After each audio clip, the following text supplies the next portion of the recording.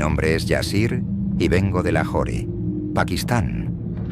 Corría el año 2004, cuando mis 3 amigos, Ali, Imran, Samir y yo, decidimos hacer un viaje a Las Vegas, Nevada. Siempre habíamos escuchado sobre la ciudad, sus luces brillantes, sus calles bulliciosas y sus glamorosos casinos. No éramos apostadores ni nos interesaba la vida nocturna. Solo queríamos ver con nuestros propios ojos ese lugar que tantas veces habíamos visto en películas. Reservamos un Airbnb para el fin de semana, no muy lejos del Strip, y aterrizamos en la ciudad una soleada tarde de viernes. Al principio todo parecía perfecto. El Airbnb era acogedor, las calles estaban repletas de gente y la ciudad vibraba con una energía indescriptible. El primer día lo pasamos explorando los alrededores, recorriendo el Bellagio y su icónica fuente, paseando por Fremont Street y maravillándonos con las luces y el espectáculo del lugar. Todo era emocionante, como si hubiéramos entrado en otro mundo. Nos tomamos fotos, compartimos risas y mandamos mensajes a nuestras familias en Pakistán, contándoles lo increíble que era todo. La segunda noche, después de un día agotador recorriendo la ciudad, decidimos quedarnos en casa. Samir cocinó un biryani delicioso en la pequeña cocina del Airbnb y nos sentamos a cenar mientras recordábamos los momentos más graciosos del viaje hasta ahora. Entre risas y bocados, el tiempo pasó sin darnos cuenta. Entonces, a las 9 de la noche, alguien golpeó la puerta. Nos quedamos en silencio, intercambiando miradas. ¿Pidió alguien algo?, pregunté dejando mi tenedor a un lado. Ali y Samir negaron con la cabeza. Toc, toc, toc. Los golpes se repitieron, esta vez más fuertes. No esperaba visitas. Nadie sabía que estábamos aquí. Me levanté con cautela, mi corazón acelerado sin razón aparente. Caminé hacia la puerta y miré por la mirilla. Afuera, un hombre de unos 50 años esperaba de pie. Vestía una chaqueta oscura y tenía el rostro marcado por arrugas profundas. Su expresión era rígida, tensa, pero lo que más me inquietó fueron sus ojos. Oscuros, penetrantes. Algo dentro de mí gritaba que no debía abrir, pero lo hice. Apenas unos centímetros. ¿Sí? El hombre inclinó la cabeza, su mirada recorriendo el interior de la casa. ¿Qué están haciendo aquí?, preguntó con voz grave, ronca. Fruncí el ceño. Solo estamos de visita. ¿Hay algún problema? Su rostro se torció en una mueca de desprecio. Los vi antes. Ustedes son musulmanes, ¿verdad? El aire se volvió pesado. ¿Disculpe?, pregunté con voz tensa. Mis amigos se acercaron a la puerta, sintiendo la tensión en el ambiente. El hombre dejó escapar un resoplido amargo. «Terroristas». Mi cuerpo se congeló. Sentí un vacío en el estómago, como si hubiera sido golpeado de lleno en el pecho. «Disculpe», intenté decir, pero mi voz sonó más débil de lo que quería. El hombre dio un paso adelante, mirándonos con puro odio. «No te hagas el tonto. Todos ustedes son iguales. Vienen aquí y actúan como si fueran inocentes, pero sé que no están tramando nada bueno». Un escalofrío me recorrió la espalda. «Por favor, váyase. Solo estamos aquí de vacaciones».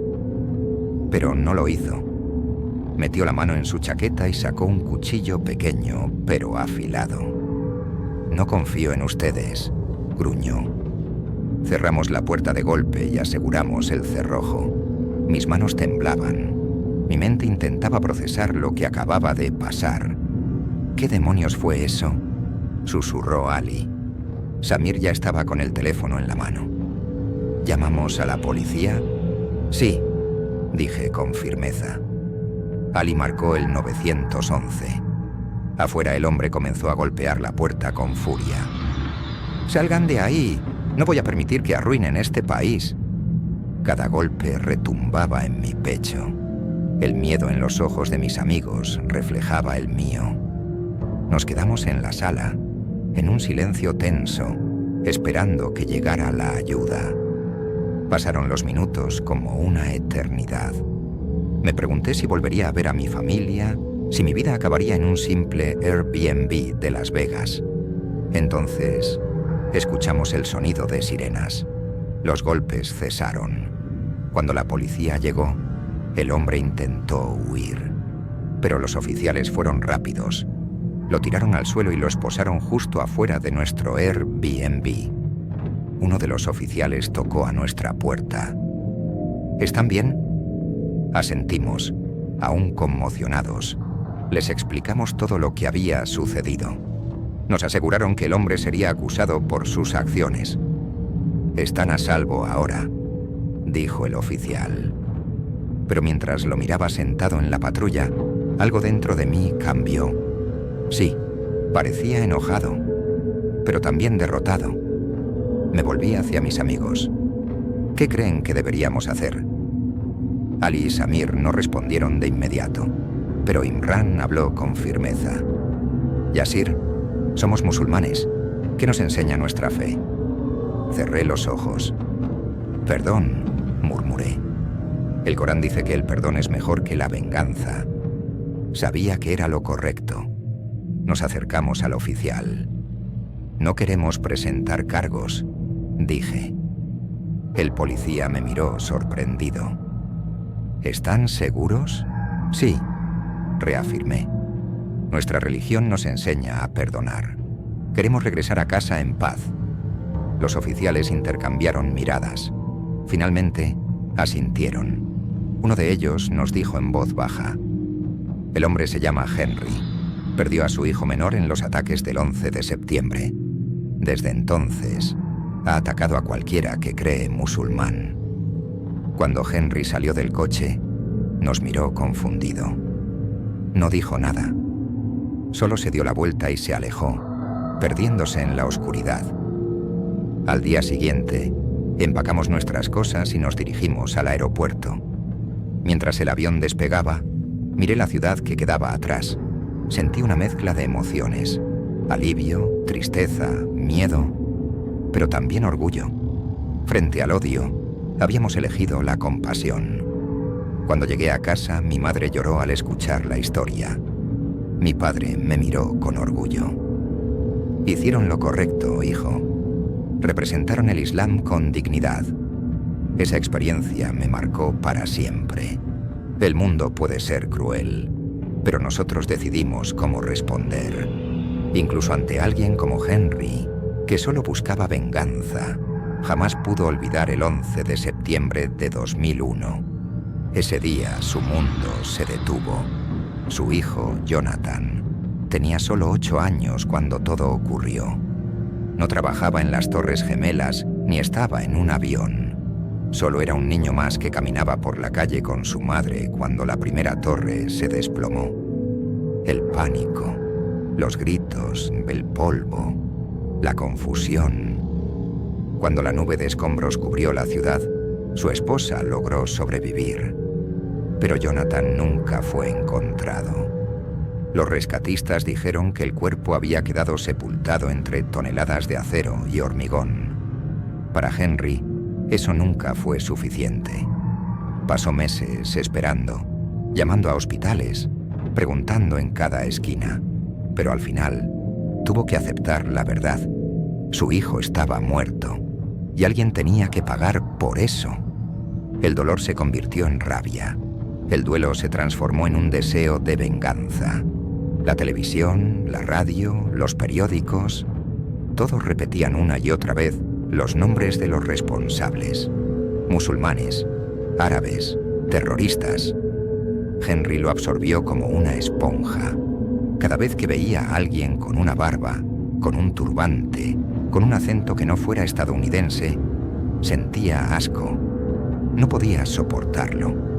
No podía permitir que esas personas siguieran caminando por su país como si nada hubiera pasado. Así que comenzó a actuar. Primero fueron miradas de odio en la calle. Luego, comentarios agresivos en el supermercado. Después, empujones, insultos. Y finalmente, se convirtió en algo más peligroso.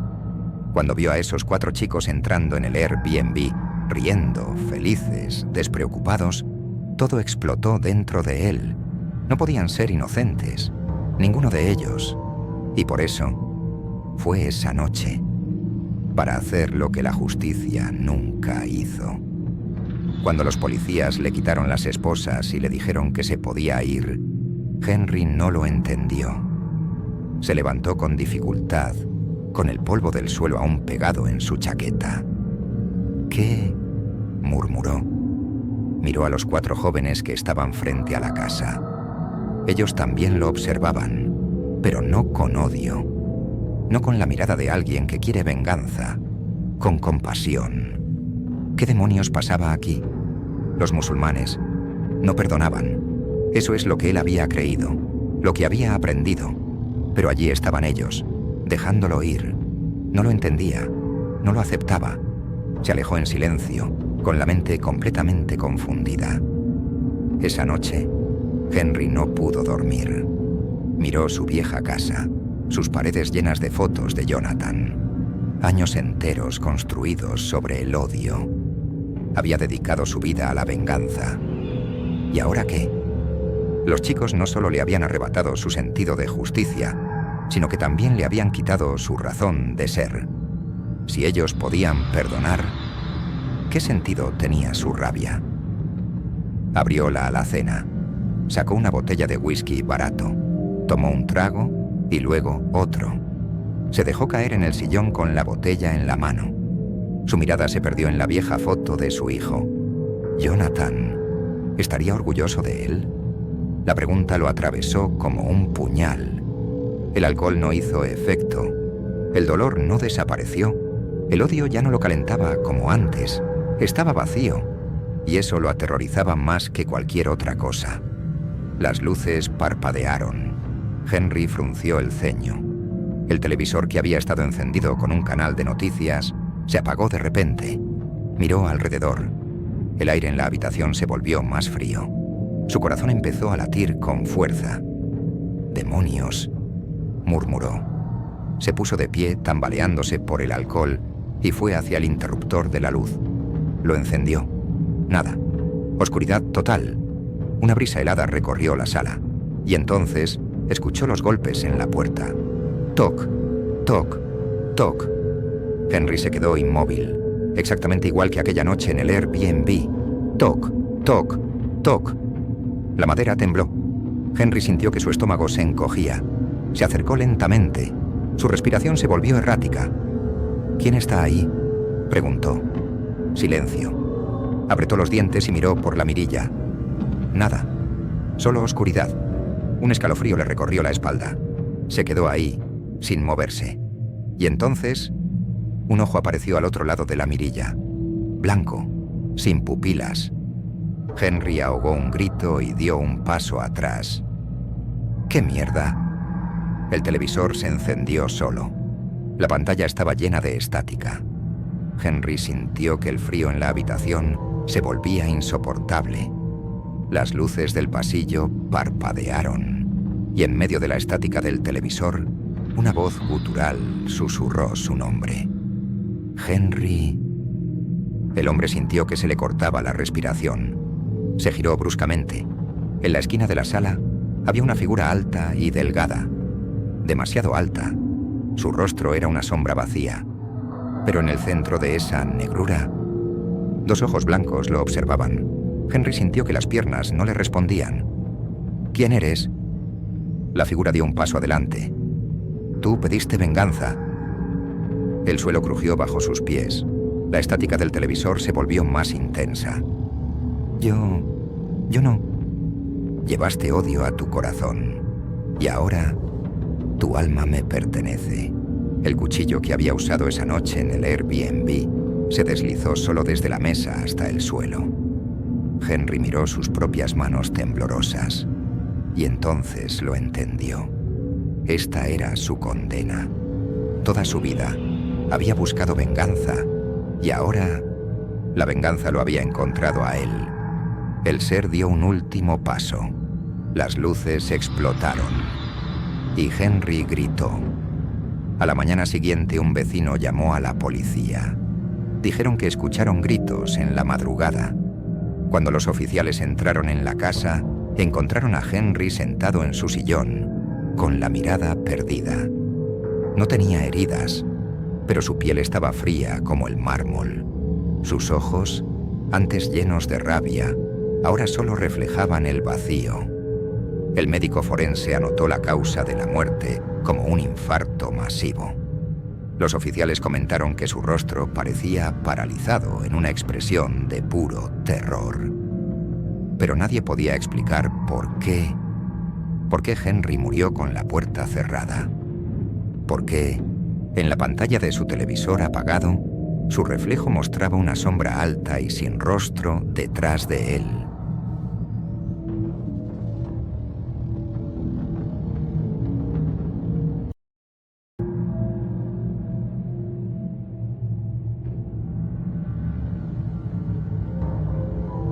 Mohammed Lee. Soy de la ciudad de Nueva York y soy musulmán. En 2015, siempre me acosaban en la escuela secundaria. Por ser musulmán, la gente me llamaba terrorista y otros apodos. Pero nadie se acercó a estos dos matones míos, cuyos nombres eran Frankie y Johnny. Irían a otro nivel extremo. Las cosas que me hicieron incluyeron quitarme los pantalones y golpearme, persiguiéndome, empujándome contra los casilleros y sumergiendo mi cabeza en baños, todo porque era musulmán.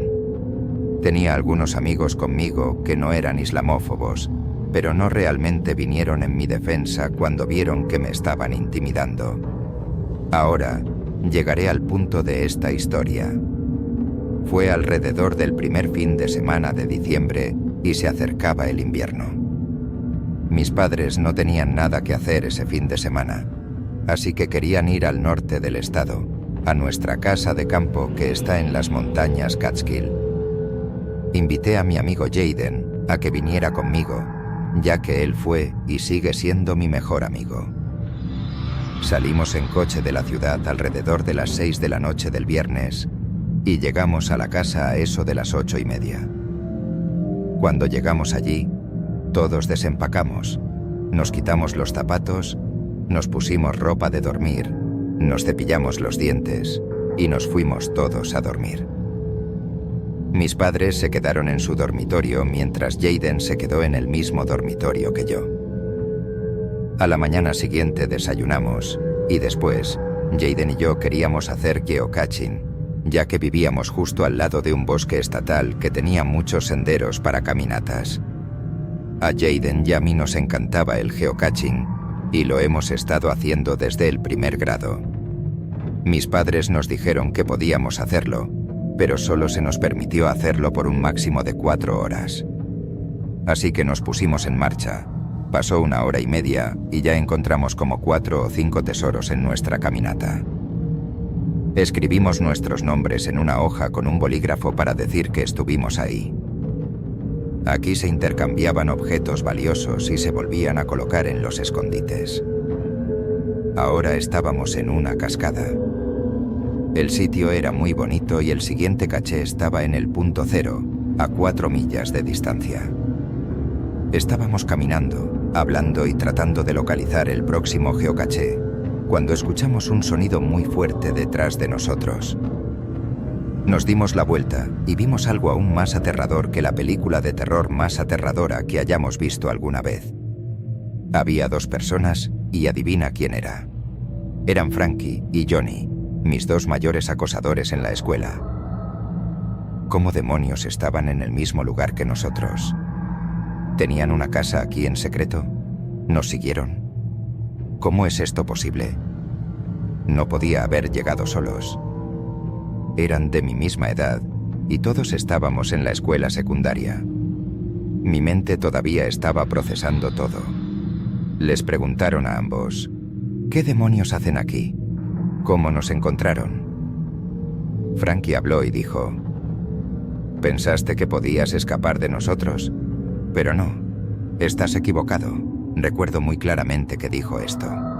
Mis ojos se fijaron en su mano y vi un cuchillo grande en la mano de Frankie, lo que realmente me asustó. De repente, Johnny corrió hacia mí, y antes de que pudiera siquiera huir, me agarró con fuerza por la espalda. Era imposible escapar de él. Me sujetaba con un agarre monstruoso. Me estaba llevando a algún lugar. Nos dirigimos justo al borde de la cascada. No había barandillas para evitar que cayéramos al agua profunda debajo de nosotros. Estaba todo abierto. Ahora estaba asustado por mi vida. ¿Realmente planeaba matarme? No quería saberlo. Escuché a Jayden gritar por ayuda. Me giré solo para ver a Frankie sosteniéndolo con un cuchillo en el cuello. Nuestras vidas estaban en peligro. Ahora estaba en el borde de la caída. Mientras aún intentaba liberarme de Johnny, él comenzó a hablar. Recuerdo muy claramente que me dijo: «Esto es lo que te toca. Ustedes, los terroristas, mataron a mi tío abuelo cuando ocurrió el 11 de septiembre». Su tono era ahora más enojado que nunca. Le supliqué que no me matara y le dije que mis padres y yo habíamos nacido en América y que no éramos como ellos. «No me escuches». En cambio, seguí sujetándome, aún lleno de rabia dentro de él. Comencé a llorar y siguió gritando como un niño pequeño para que me soltara, y aún así no escuchaba. ¿Conoces esas escenas de película en las que el protagonista es salvado del antagonista en el último segundo? Bueno, eso fue exactamente lo que pasó. Desde detrás de mí, escuché disparos. Todos nos giramos y Johnny me soltó, haciendo que cayera al suelo de rodillas. Todos vimos a un cazador corriendo hacia nosotros con un rifle en la mano. Gritaba una y otra vez: «¡Déjenlos en paz!». Estaba a solo unos pasos de nosotros cuando gritó de nuevo, esta vez dirigiéndose a Frankie y Johnny: «¡Lárguense de aquí! ¡Rápido!». Ambos corrieron y desaparecieron de la vista. El cazador se acercó lentamente a nosotros y nos preguntó si estábamos bien. Dijimos que sí, y le agradecimos por salvarnos. Luego nos preguntó quiénes eran esos dos chicos. Le dijimos la verdad y le explicamos que eran los matones de la escuela que siempre me acosaban y que, de alguna manera, nos habían seguido desde la ciudad hasta este lugar. El hombre estaba completamente incrédulo al escuchar esto. Luego nos ofreció llevarnos a casa y aceptamos su oferta. Llegamos en 10 o 15 minutos y le permitimos entrar a la casa, ya que era nuestro testigo. Cuando entramos por la puerta, mi madre nos miró confundida y preguntó: «¿Quién es este?». Mis padres estaban bastante desconcertados en ese momento, y no los culpables. Le expliqué que este hombre nos había salvado de los dos matones que me acosaban constantemente en la escuela. Al principio, no parecían creer lo que decía, ya que parecían muy escépticos. Pero les contamos la historia completa. Después de escucharla, sus expresiones cambiaron por completo, a puro horror. Estaban en shock al escuchar todo esto, y nos dijeron a Jayden y a mí que fuimos con el hombre a la estación de policía para reportar lo ocurrido, y no pude estar más de acuerdo. Llegamos a la estación, y Jayden y el cazador le contaron al investigador todo lo que había sucedido. Mis padres esperaban en el vestíbulo mientras todo esto ocurría. Nos agradecieron y nos dijeron que intentarían contactar a la junta escolar en la ciudad. Escuchar esto me puso de mucho mejor humor esa noche. Al día siguiente, fue un día tranquilo. No hicimos mucho y volvimos a la ciudad el domingo por la tarde. Todavía estaba un poco alterado por el incidente, pero logré calmarme. Luego llegó el lunes. Me llamaron a la oficina del director y me dijeron que Frankie y Johnny habían sido expulsados después de lo que me hicieron a mí y a Jayden. Me sentí tan feliz al escuchar esto, ya que esos dos idiotas no podrían molestarme nunca más. El resto de mis años escolares transcurrieron sin mayores problemas. De vez en cuando alguien me llamaba terrorista pero nunca volvió a haber acoso físico y no me lo tomaba tan personalmente porque todos éramos niños jóvenes e ignorantes. Nunca volví a ver ni a escuchar a Johnny. Vi a Frankie una última vez en 2019 en una calle. Caminaba por la acera en dirección contraria a la mía. Ni siquiera me miró, como si tuviera miedo de hacerlo. Hoy en día nadie se burla de mí por ser musulmán, ya que la ciudad de Nueva York se ha vuelto más liberal. Con el tiempo, superé este incidente, pero cada vez que veo a alguien en línea o en persona diciendo cosas malas sobre los musulmanes, el recuerdo de lo que pasó hace casi una década regresa a mi mente y me recuerda que siempre habrá gente cruel en este mundo. Ni siquiera me miró, como si tuviera miedo de hacerlo. Hoy en día, nadie se burla de mí por ser musulmán, ya que la ciudad de Nueva York se ha vuelto más liberal. Con el tiempo, superé este incidente, pero cada vez que veo a alguien en línea o en persona diciendo cosas malas sobre los musulmanes, el recuerdo de lo que pasó hace casi una década regresa a mi mente y me recuerda que siempre habrá gente cruel en este mundo. Ni siquiera me miró, como si tuviera miedo de hacerlo. Hoy en día nadie se burla de mí por ser musulmán, ya que la ciudad de Nueva York se ha vuelto más liberal. Con el tiempo, superé este incidente, pero cada vez que veo a alguien en línea o en persona diciendo cosas malas sobre los musulmanes, el recuerdo de lo que pasó hace casi una década regresa a mi mente y me recuerda que siempre habrá gente cruel en este mundo. Me recuerda que siempre habrá gente cruel en este mundo. No importa cuánto tiempo pase, algunas heridas simplemente no desaparecerán. Algunas cicatrices no son visibles, pero se sienten como fuego en la piel. A veces, cuando camino por la calle y veo una sombra moverse de manera inesperada, mi cuerpo reacciona antes que mi mente. Un escalofrío recorre mi espalda, mi respiración se acelera y mi corazón martillea en mi pecho. Mi mente regresa a ese día en el bosque.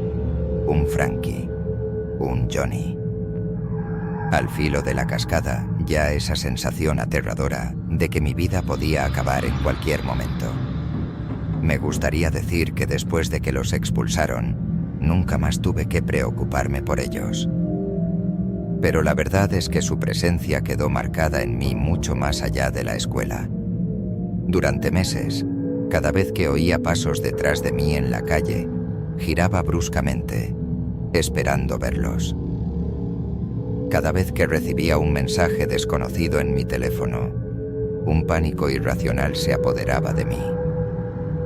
¿Podrían haber regresado? ¿Querrían vengarse? Esa sensación de paranoia me siguió incluso cuando me mudé a otro estado. Quería escapar, empezar de nuevo, olvidar.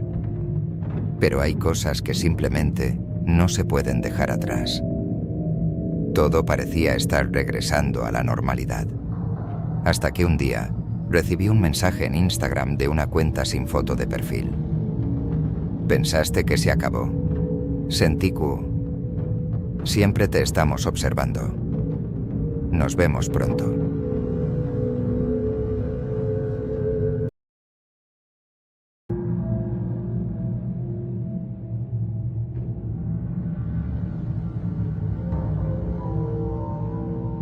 Antonio, el padrino. La fuente no era un narcotraficante común. Alto cargo en el CNI, manejaba información privilegiada y protegía los envíos de su propia organización. Mientras desmantelaba la competencia, desde las sombras, su doble vida lo había convertido en una figura intocable, hasta que su ambición lo llevó demasiado lejos. Sabía cómo moverse en un mundo lleno de traiciones, pero la confianza excesiva lo hizo bajar la guardia. Desde Marruecos hasta España, las rutas de contrabando estaban controladas con precisión quirúrgica. Antonio supervisaba una de las operaciones más ambiciosas de su carrera. Un cargamento de 2 toneladas de cocaína oculta en camiones de pescado congelado. Cada detalle había sido calculado con esmero. cada contacto sobornado y cada escolta pagada para garantizar un tránsito sin contratiempos. Sin embargo, en el paso fronterizo de Tarifa, la Guardia Civil parecía haber recibido un chivatazo. El control fue más minucioso de lo esperado y el riesgo de ser descubierto aumentó exponencialmente. Un tiroteo inesperado lo obligó a actuar rápido y ejecutar a uno de los suyos, para no levantar sospechas. No era la primera vez que eliminaba a alguien por conveniencia, pero algo en esa muerte quedó marcado en su conciencia. Entre lujos y secretos, Antonio encontró la perdición en los brazos de Valeria, la esposa de Iván, el patrón. Lo que comenzó como un desliz se convirtió en una provocación descarada. No le importaba desafiar al hombre más peligroso de la organización, porque se creía invulnerable. La noche en que decidieron encontrarse en un cementerio para consumar su pasión, fue también la noche en que sus enemigos encontraron la excusa perfecta para acabar con él. Pensaban que podía salirse con la suya, pero las calles tienen memoria y las traiciones se pagan con sangre. Las imágenes de Antonio con Valeria fueron filtradas a toda la organización. Iván ordenó su ejecución sin titubear. En una carretera desierta, lo emboscaron y lo acribillaron sin piedad. Lo enterraron en el mismo cementerio donde había sellado su destino.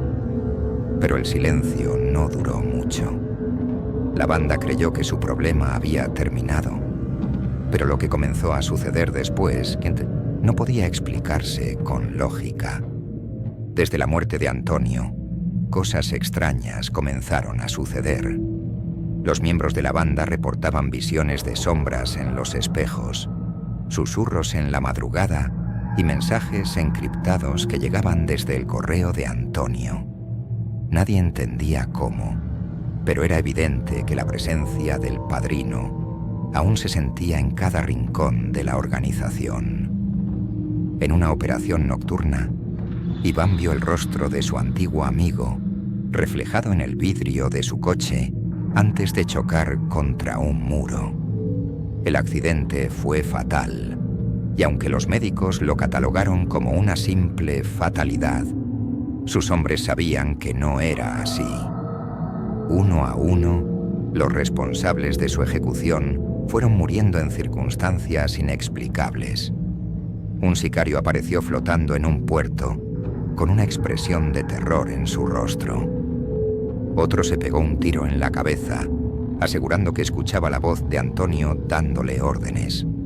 No había forma de detener el caos que se desató tras la traición. Las rutas de contrabando comenzaron a fallar.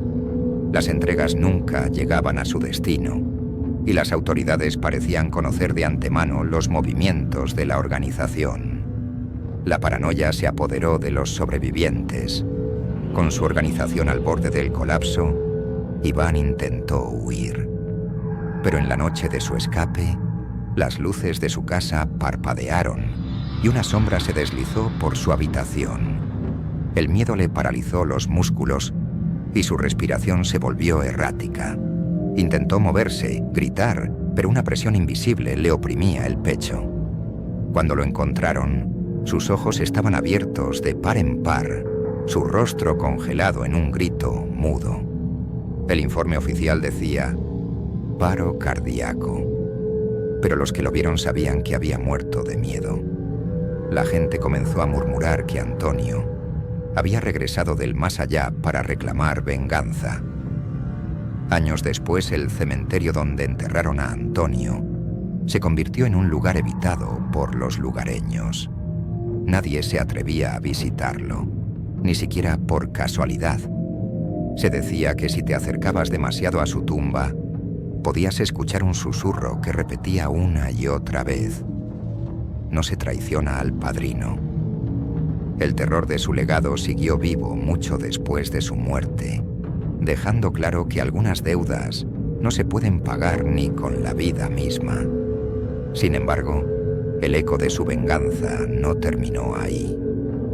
Poco a poco, la policía comenzó a recibir informes de testigos asegurando haber visto a Antonio deambulando por las calles en plena madrugada. En videos de vigilancia, una silueta idéntica a la suya aparecía rondando los puntos estratégicos del narcotráfico. Era imposible, pero las pruebas se acumulaban. Los antiguos socios de Antonio, aquellos que aún quedaban con vida, se reunieron en secreto para debatir su próximo movimiento. Algunos querían abandonar el negocio, otros estaban dispuestos a buscar respuestas en lo sobrenatural. El miedo se había convertido en la fuerza dominante. Los sicarios empezaron a temer la noche. Algunos aseguraban ver sombras moviéndose por los pasillos oscuros, sentir una presencia helada detrás de ellos.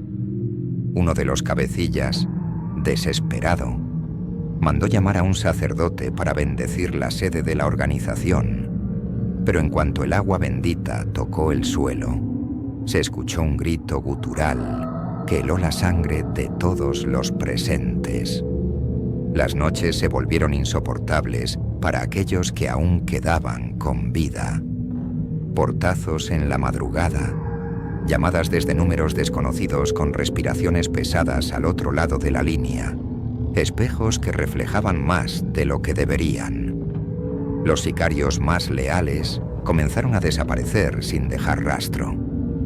Algunos aseguraban haber visto a Antonio en las sombras, observándolos, esperando el momento exacto para reclamar su venganza definitiva. Finalmente, en una última desesperada maniobra, los líderes restantes del cártel decidieron exhumar su cuerpo y destruirlo. Se reunieron en el cementerio en plena noche, armados y temblorosos. Pero cuando abrieron la tumba, se encontraron con algo que ninguno de ellos esperaba. El ataúd estaba vacío. El viento ululó entre las lápidas y una risa hueca resonó en el aire. Un escalofrío recorrió las espinas de los presentes, mientras una voz emergía del vacío. Pensaron que podían librarse de mí, pero la muerte es solo el principio.